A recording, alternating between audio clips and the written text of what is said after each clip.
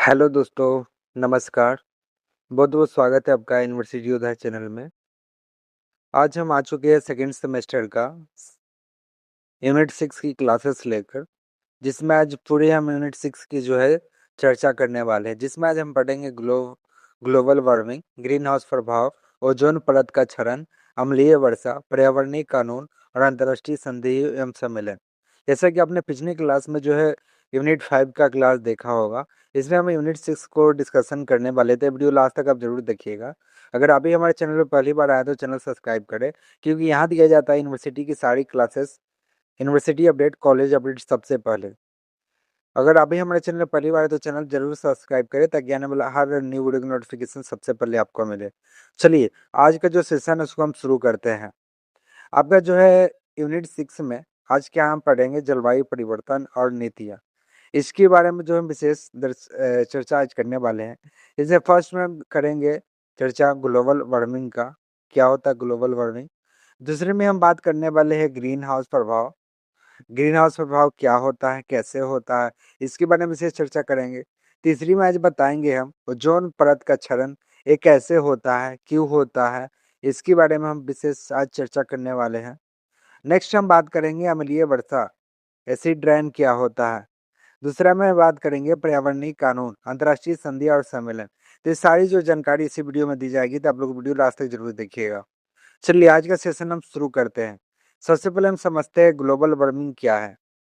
तो समझिए, आज जो है हम हैंडराइटिंग नोट्स लाए हैं। कितने सारे स्टूडेंट का जो है डिमांड था, सर हैंडराइटिंग नोट्स हमको चाहिए, क्योंकि उससे जो है बेटर हम समझ पाते हैं। इसी के लेकर आज हम लाए हैं। सबसे पहले हम समझेंगे ग्लोबल वार्मिंग क्या है, ठीक है।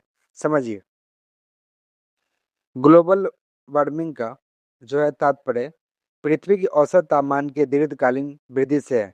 इसका मुख्यतः ग्रीन हाउस गैस जैसे CO2, मीथेन, नाइट्रस ऑक्साइड आदि अधिकताकरण होता है। अब मुख्य कारण क्या होता है, जैसे कि जीवाश्म ईंधन के अत्यधिक उपयोग से जो इसका ग्लोबल वार्मिंग होता है। वनों की कटाई से होता है, ठीक है। औद्योगिकरण और शहरीकरण के कारण होता है।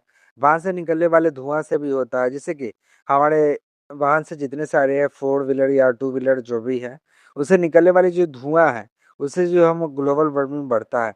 कृषि और पशुपालन के मीथेन गैस का उत्सर्जन। कृषि और पशुपालन जब हम करते हैं तो गोबर गैस निकलता है, उससे क्या निकलता है, मीथेन। मीथेन मतलब क्या होता है, CH4 निकलता है, उसको क्या बोलते हैं, मीथेन बोलते थे। इस कारण से भी ओजोन पड़ता है। अब इसके प्रभाव क्या होता है वो समझिए। सबसे पहले प्रभाव को समझेंगे तो प्रभाव इसका क्या होगा, पृथ्वी के तापमान को बढ़ना। इसका प्रभाव यही होता है कि पृथ्वी का जो तापमान है इसमें बढ़ जाता है, ठीक है। हिमनद जो हिमनदों का है पिघलना और समुद्र तल में वृद्धि होना, जैसे कि जितने सारे बादल है ना वो पिघलने लगते हैं। जैसे मान लीजिए ये सारे बादल हैं, ये पिघलेंगे तो क्या होगा, जल स्तर तो बढ़ेगा ना। तो इस तरह जो है जल स्तर इसमें बढ़ने लगता है, जिससे होता है कि पानी का बहाव जो तेज हो जाता है, जरा जो जल स्तर बढ़ता है। अनियमित वर्षा के कारण प्राकृतिक आपदा में वृद्धि, जैसे कि बहुत ज्यादा पानी का जल स्तर बढ़ जाने के कारण क्या होता है, आसपास के जितने सारे गांव है उसमें क्या होता है, बाढ़ आ जाता है। इस कारण बहुत सारा नुकसान भी होता है। दूसरा है जैव विविधता को नुकसान। तो जैव विविधता का जो है यहाँ नुकसान बहुत ज्यादा होता है, ठीक है। मानव स्वास्थ्य और प्रकृति, जैसे कि मान लेते हैं हमारे घर है, ठीक है, ये होम है, इसमें बाढ़ आएंगे तो क्या होगा, आसपास का जो पर्यावरण है या हमारे समाज है उनको तो प्रभाव पड़ेगा ना। उन्हें सामान की जो है हमारे रख रखाव सही से न हो पाएंगे, जो भी है इसमें हमारा सब चीज जो है तबाह हो जाएगा। अब निवारण के लिए क्या करेंगे, सबसे बड़ा सोल्यूशन इसका क्या हो समझिए। तो इसका सोल्यूशन के लिए हम क्या करेंगे, जैसे कि नवीकरणीय नवीकरणीय जो है ऊर्जा स्रोत का जो है उपयोग इसमें करेंगे। वन संरक्षण और वृक्षारोपण, जैसे कि इसमें वनों का जितने सारे पेड़ है, पौधे हैं, ठीक है। मान लेते हैं पेड़ है, तो पेड़ को क्या करेंगे, हम लगाएंगे। इसकी जो है रक्षा हम करेंगे। इसकी जो कटाई पे रोक लगाएंगे, तभी हमारा जो है ग्लोबल वार्मिंग कम हो सकता है। प्रदूषण नियंत्रण और ऊर्जा की बचत, सबसे पहले हम कोशिश करेंगे कि जो जितने सारे प्रदूषण वाले हैं, जिनके चलने से प्रदूषण फैले, उनका जो उपयोग जो है कम से कम किया जाए, ठीक है। सतत विकास को बढ़ावा देना, अंतर्राष्ट्रीय सहयोग में जो है जागरूकता को बढ़ावा देना, ये भी है इसमें। तो अंतर्राष्ट्रीय जो सहयोग है उसमें जो है जागरूकता को बढ़ावा देना है। दूसरी हम समझेंगे ग्रीन हाउस प्रभाव क्या होता है।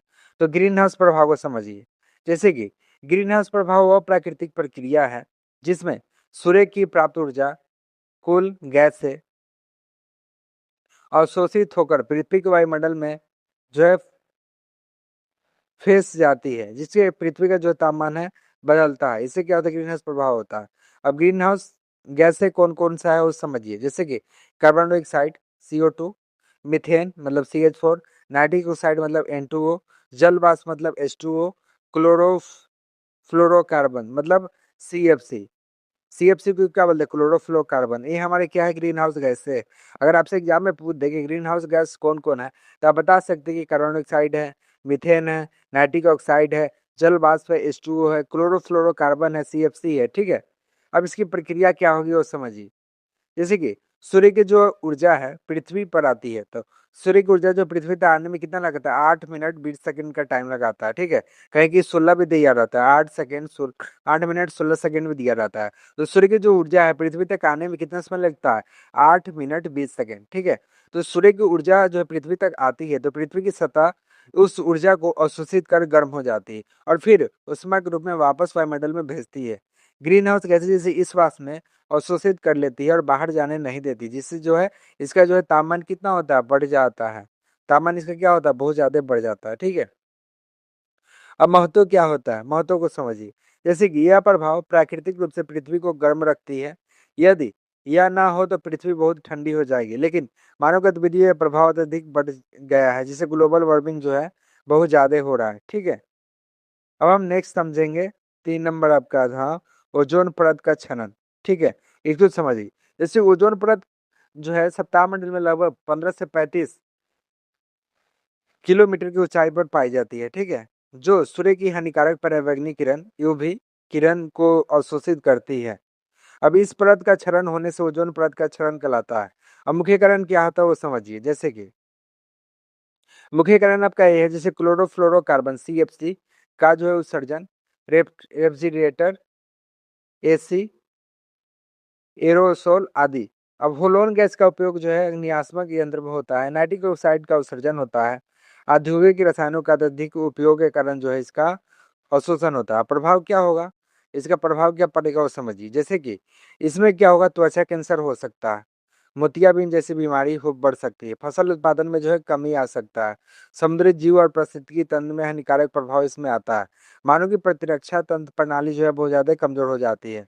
तो इससे क्या क्या होता है, त्वचा कैंसर या मोतियाबिंद जैसी बीमारी हो सकती है, फसल उत्पादन में कमी आ सकता है, समुद्री जीव और पारिस्थितिकी तंत्र के हानिकारक प्रभाव पड़ सकते हैं, मानव की प्रतिरक्षा प्रणाली को जो है बहुत ज्यादा कमजोर हो सकता है। ठीक है, अब निवारण क्या होगा, तो इसका CFC ओजोन गैस का उपयोग जो है बिल्कुल बंद करना चाहिए। ठीक है, और इसमें क्या होगा, पर्यावरण, जैसे कि पर्यावरण के जो है अनुकूल विकास होना चाहिए। ठीक है, मेटेरियल प्रोटोकॉल जैसे अंतर्राष्ट्रीय समझौता का पालन करें, जागरूकता और पर्यावरण का जो है बढ़ावा इसमें देना चाहिए। तो जागरूकता और पर्यावरण का जो बढ़ावा जो है ना बहुत ज्यादा इसमें देना चाहिए, जिससे जो हमारा पर्यावरण जो है बच पाएगा। ठीक है, अब 4 नंबर समझिए, अम्लीय वर्षा क्या होता है। तो अम्लीय वर्षा किसे कहते हैं वो समझिए। जैसे कि जब वायुमंडल में मौजूद सल्फर डाइऑक्साइड SO2 और नाइट्रिक ऑक्साइड गैस से जल वाष्प के मिलकर सल्फ्यूरिक अम्ल जैसे H2SO4 और नाइट्रिक अम्ल HNO3 बनाती है, तो उसमें वर्षा के साथ पृथ्वी में गिरती है, तो अम्लीय वर्षा कहलाता है। ठीक है, अब मुख्य कारण क्या होता है वो समझिए। मुख्य कारण इसका है,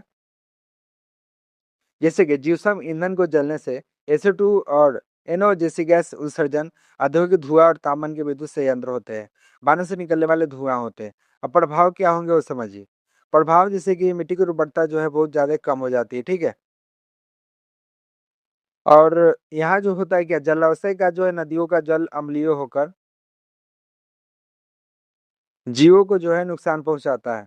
पौधे वनों और फसलों को जो है बहुत ज्यादा हानि होती है। इमारत और ऐतिहासिक स्मारकों का क्या होता है, बहुत ज्यादा छनन होता है। ठीक है, मानव स्वास्थ्य के प्रतिकूल प्रभाव, श्वसन रोग आदि बहुत ज्यादा इससे प्रभावित होता है। अब इसका निवारण क्या है वो समझिए। जैसे कि उद्योगों में प्रदूष प्रदूषण नियंत्रण उपकरण लगाना, कम सल्फर वाले ईंधनों का जो है उपयोग इसमें करना चाहिए, वाहनों की जो जांच एवं रख रखाव करना चाहिए, और क्या होता है नवीकरणीय ऊर्जा का जो उपयोग इसमें क्या होगा, बढ़ावा देना चाहिए। तो इसमें क्या होगा, नवीकरणीय जो ऊर्जा है उसका बढ़ावा बहुत ज्यादा देना चाहिए। इससे क्या होगा, हमारी जो अम्लीय वर्षा है उससे जो है हम कंट्रोल कर पाएंगे। अब पर्यावरणीय अंतर्राष्ट्रीय संधि सम्मेलन कब कब हुआ था वो समझिए। जिससे पर्यावरण संरक्षण अधिनियम कब हुआ था? 1986 में हुआ था। पर्यावरण की सुरक्षा और सुधार हेतु एक किया गया था पर्यावरण की संरक्षण और सुधार के लिए तथा बचाने के लिए। जल प्रदूषण के निवारण हेतु अधिनियम कब चला था? 1974 में। जल प्रदूषण को रोकने के लिए इसका कब चला था? 1974 में। वायु प्रदूषण, जैसे वायु प्रदूषण का नियंत्रण अधिनियम 1981 में हुआ था। ये क्या कब हुआ था? तो वायु प्रदूषण को जो है नियंत्रित करने के लिए ये हुआ था। ठीक है। अब वन संरक्षण अधिनियम 1980 में वनों के संरक्षण तथा वन उपयोग के नियंत्रण करने के लिए हुआ था। जैव विविधता अधिनियम, जैव विविधता अधिनियम की बात अगर किया जाएगा तो ये हुआ था 2002 में। ठीक है। जैव विविधता के संरक्षण और सतत उपयोग हेतु किया गया था। प्लास्टिक और अपशिष्ट प्रबंधन नियम 2016, प्लास्टिक प्रदूषण नियंत्रण हेतु इसका उपयोग किया गया था। राष्ट्रीय हरित अधिकरण अधिनियम 2010 में हुआ था। ठीक है। इसका उपयोग कब हुआ था? पर्यावरण से जुड़े मामलों को जो है निपटारा करने के लिए इसका उपयोग किया गया था। अब संधिया आगे समझिए। अंतर्राष्ट्रीय संधिया कौन कौन हुआ था?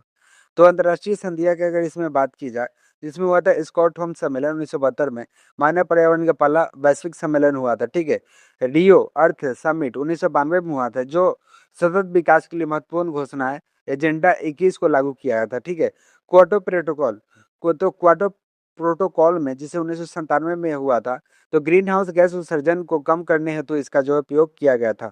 पेरिस जलवायु समझौता, जिसे 2015 में वैश्विक तापमान को वृद्धि 2 सेल्सियस से नीचे रखा गया था, इसी कारण जो इसका पेरिस जलवायु समझौता किया गया था। ठीक है।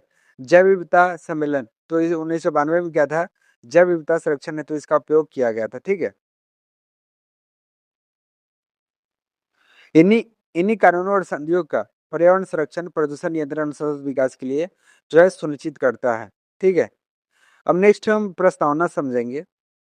ग्लोबल वार्मिंग कैसे होता है और क्यों होता है, उसको अब डिटेल में हम सबको समझाएंगे। जैसे कि वैश्विक तापमान ग्लोबल वार्मिंग 21वीं सदी में से अधिक पर्यावरणीय जो है घातक सिद्ध हुआ है। औद्योगिक क्रांति के बाद में मानव जीवन के जीवाश्म ईंधन, अनियंत्रित दहन और प्राकृतिक से अत्यधिक दोहन के कारण पृथ्वी के औसत तापमान के नियंत्रण और विधि दर्जा की जा रही है, उसे ग्लोबल वार्मिंग कहते हैं। यह प्रक्रिया संपूर्ण जीवमंडल के संतुलन खतरे को डाल रही है।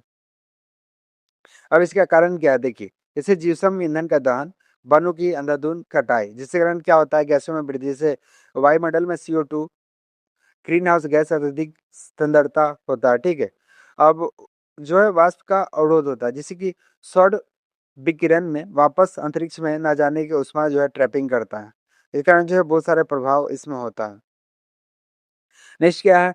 तीव्र औद्योगिकरण, जिससे भारी कारखानों में परिवहन साधनों निकलने वाली धुआं, हवा और कार्बन डाइऑक्साइड जो है नियंत्रण बढ़ा रही है। अब इसका क्या होगा? वन पृथ्वी और फेफड़े में पेड़ों को पड़ने से कार्बन डाइऑक्साइड और प्राकृतिक अवशोषण का जो है ठप हो जाता है, जिससे जो है भारी नुकसान पहुंचता है। अब विनाशकारी प्रभाव क्या होता है? इसके कारण जो है चक्र ऋतु अनियमित हो जाती है, अनावृष्टि हो जाती है, चरम फैस जो है मौसमी घटनाएं जैसे अचानक चक्रवात और अत्यधिक बाढ़ बढ़ जाती है। अब इसका कंक्लूजन क्या होगा? ग्लोबल वार्मिंग के समाधान केवल सरकार की नीतियों तक सीमित नहीं हो सकती। इसको वैश्विक स्तर और कानूनी टैक्स लगाने तथा व्यक्तिगत स्तर पर जो है जैसे सौर ऊर्जा का उपयोग अपना अपा अप्रियाय हो चुकी है। ठीक है। अब नेक्स्ट समझिए आपका। नेक्स्ट आपका है ग्रीन हाउस प्रभाव क्या था? तो ग्रीन हाउस प्रभाव क्या होता है? सूर्य की किरण जैसे कि पृथ्वी के वायुमंडल को पार कर सतह पर आती है। तो परिवर्तन कब होता है? जब पृथ्वी गर्म होकर इन तरंगों को वापस अंतरिक्ष की ओर भेजता है, तो उसे क्या बोलते हैं? परावर्तन। ठीक है। अब अवरोधन क्या होता है? वायुमंडल में मौजूद CO2 CH4 जल वाष्प इन तरंगों को सोकर वापस धरती को भेजती है। अब मुख्य उत्तरदायित्व गैस कौन कौन सा हो समझिए। जैसे कि कार्बन डाइऑक्साइड जैसे CO2, जैसे जीवाश्म ईंधन के दहन उत्पन्न लगभग 60% प्रभाव के लिए जिम्मेदार होता है। मीथेन CH4 धान की खेती, पशुओं की आर्द्र भूमि के द्वारा उत्सर्जित होता है। जल वाष्प जैसे प्राकृतिक रूपों में सबसे बड़ा योगदानकर्ता के रूप में तापमान बढ़ाने में होता है।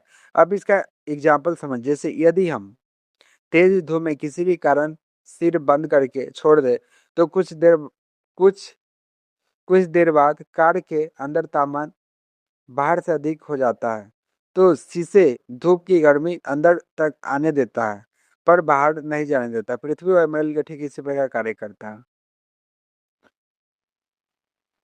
तो कंक्लूजन क्या होगा, जैसे ग्रीन हाउस कैसे अत्यधिक सांद्र प्राकृतिक तापमान का नियंत्रण तंत्र को नष्ट कर रहा है। इसे संतुलित कारण हरित तकनीकी सबसे विकास प्राथमिकता होनी चाहिए। चलिए, ये सब तो आपको हम समझा चुके हैं। नेक्स्ट हम बात करेंगे आगे ऑब्जेक्टिव क्वेश्चन का। वीवीआई ऑब्जेक्टिव क्वेश्चन आपका क्या होगा, तो निम्नलिखित में से कौन सी ग्रीन हाउस गैस नहीं है। अब नहीं का बात करें तो नहीं कौन सा है, O2। तो O2 जो है आपका ग्रीन हाउस नहीं है। CO2 है, CH4 है, जल है, ये है आपका। ठीक है, नेक्स्ट आपका क्वेश्चन है ओजोन परत वायुमंडल की किस परत में पाई जाती है। तो ओजोन परत कहाँ पाया जाता है, बात किया जाए ओजोन परत का, तो ये कहाँ पाया जाता है, सप्ताह मंडल में। हमारे सप्ताह मंडल में जो है ओजोन परत पाया जाता है। ठीक है, नेक्स्ट है मेटेरियल प्रोटोकॉल निम्नलिखित में किससे संबंधित है। तो ओजोन परत संरक्षण से जो है इस मेटेरियल प्रोटोकॉल जो है अम्लीय वर्षा के लिए मुख्य निम्नलिखित में से कौन सी गैस जिम्मेदार है। तो अम्लीय वर्षा कब होती है, SO2 और NO2 के गैस के कारण जो है अम्लीय वर्षा होती है। ठीक है, नेक्स्ट है पर्यावरण संरक्षण अधिनियम कब लागू हुआ था। तो आपको अब मैंने बताया था पर्यावरण संरक्षण अधिनियम जो है कब लागू हुआ था, ये हुआ था 1986 में। ठीक है, क्वार्टर प्रोटोकॉल का मुख्य उद्देश्य क्या था। तो इसमें जो है गैसों की कमी के कारण जो है क्वार्टर प्रोटोकॉल होता है। तो क्या कौन होता है, तो इसमें ग्रीन हाउस जो गैसों का जो कमी है ये कारण ही क्वार्टर प्रोटोकॉल जो है होता है। ठीक है, नहीं समझेंगे ग्लोबल वार्मिंग के लिए सबसे अधिक जिम्मेदार गैस कौन सी है। तो ये CO2 होता है ग्लोबल वार्मिंग सबसे अधिक जिम्मेदार गैस। ओजोन परत के नुकसान पहुंचाने वाला मुख्य रसायन कौन सा है। तो CFC का आपको हमने बताया है क्लोरोफ्लोरोकार्बन जो होता है यही जो है ओजोन परत को नुकसान पहुंचाने के लिए होता है। विश्व पर्यावरण दिवस कब मनाते हैं। तो विश्व पर्यावरण प्रत्येक वर्ष हम कब मनाते हैं, 5 जून को जो विश्व पर्यावरण दिवस मनाते हैं। ओजोन क्षेत्र की खोज सबसे पहले किस महाद्वीप में हुई थी। तो इसकी बात की जाए तो ये हुआ था अंटार्कटिका में। ठीक है, ओजोन क्षेत्र की जो खोज है वो अंटार्कटिका में किया गया था। नेक्स्ट आपका है चिपको आंदोलन का मुख्य उद्देश्य क्या था, वनों का संरक्षण करना। जैसे कि ये जो है चिपको आंदोलन जो है ना 1973 में हुआ था, कौन किया था।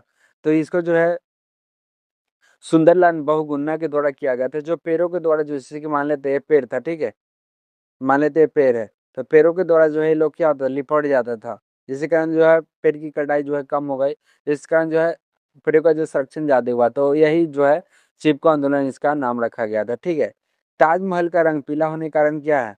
तो अम्लीय वर्षा के कारण जो है ताजमहल का रंग जो है पीला हो रहा है। ठीक है, हरित क्रांति अधिकरण की स्थापना कब की गई थी। तो हरित क्रांति जो है कब किया गया था, 2010 में जो है इसका स्थापना किया गया था।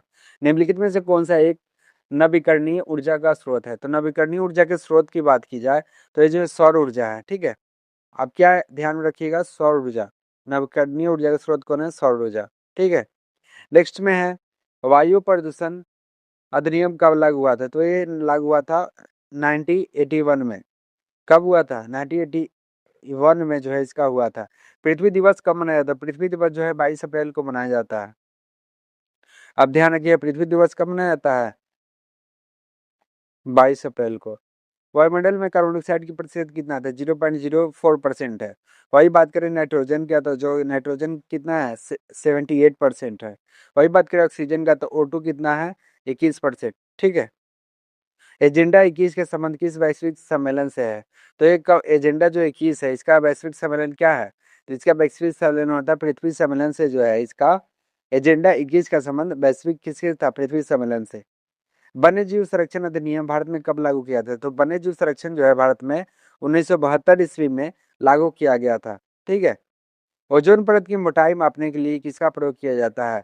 तो डॉप्सन का जो प्रयोग जो है ओजोन परत की जो मोटाई मापने के लिए जो इसका प्रयोग किया जाता है। यह परीक्षा विशेष university of the official team के द्वारा सेकेंड सेमेस्टर परीक्षा में 100% सफलता पाने के लिए डिजाइन किया गया है। ये क्लास आपको कैसा लगा जरूर बताएं। अगर अभी हमारे चैनल पहली बार आए तो चैनल सब्सक्राइब करें और कमेंट में जरूर बताएं कि आपको कौन सा क्लासेस चाहिए सेकंड सेमेस्टर का, क्योंकि पूर्ण रूप से हम लगे हैं सेकंड सेमेस्टर का जो है कम समय में ज़्यादा से ज़्यादा आपको जो है क्लासेस और नोट्स आपको दे पाए। इसके लिए हमारी टीम पूर्ण तरह जो है मेहनत कर रही है। तो आप लोग जो भी हमारे चैनल को सब्सक्राइब करें और सपोर्ट करें, अपने दोस्तों के साथ जरूर शेयर करें। बहुत बहुत धन्यवाद वीडियो देखने के लिए। फिर मिलते हैं हम कल नेक्स्ट क्लासेस के साथ। धन्यवाद।